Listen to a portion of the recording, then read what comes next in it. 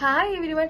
നമ്മുടെ ശ്വാസകോശത്തെ വൈറസ് രോഗബാധയിൽ നിന്ന് രക്ഷിക്കാനായിട്ട് ലങ്സിന്റെ പ്രതിരോധ ശേഷി കൂട്ടാനായിട്ട് എന്തെല്ലാം കാര്യങ്ങൾ ചെയ്യണമെന്ന് നമുക്ക് നോക്കാം.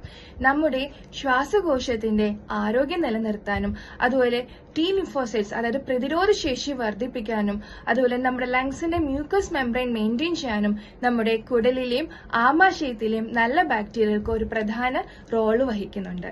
ഇതിന് നമ്മൾ ഗട്ട് ലങ് ആക്സിസ് എന്നാണ് പറയുന്നത്.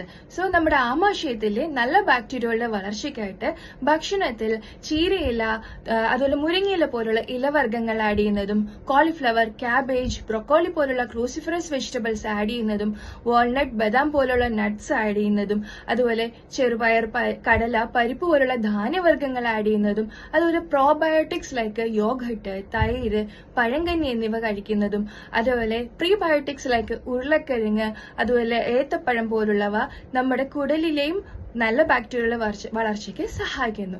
പിന്നീട് നമ്മൾ ഭക്ഷണത്തിലാവട്ടെ ആർട്ടിഫിഷ്യൽ സ്വീറ്റ്നേഴ്സിന്റെ ഉപയോഗം കുറയ്ക്കുക, പുകവലി ശീലം മാറ്റുക. അതുപോലെ നമ്മുടെ ശ്വാസകോശത്തിന്റെ ആരോഗ്യം വർദ്ധിപ്പിക്കാനായിട്ട് കൃത്യമായിട്ട് എക്സസൈസ് ചെയ്യുന്നത് നല്ലതാണ്. അതുപോലെ തന്നെ മാക്സിമം പൊല്യൂഷന്, അമിതമായിട്ടുള്ള പൊടികളിലേക്കെല്ലാം എക്സ്പോസ് ആവാതിരിക്കാൻ ശ്രദ്ധിക്കുക.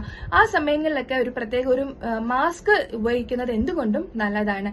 അതുപോലെ നമ്മുടെ ശ്വാസകോശ സംബന്ധമായിട്ട് എന്ത് ഇൻഫെക്ഷൻ ഉണ്ടായാലും അത് സ്വയമായിട്ട് ചികിത്സിക്കാതെ ഒരു ഡോക്ടറിന്റെ സഹായത്തോടെ പരിപൂർണമായിട്ട് ചികിത്സിച്ച് മാറ്റുക തന്നെ ചെയ്യണം.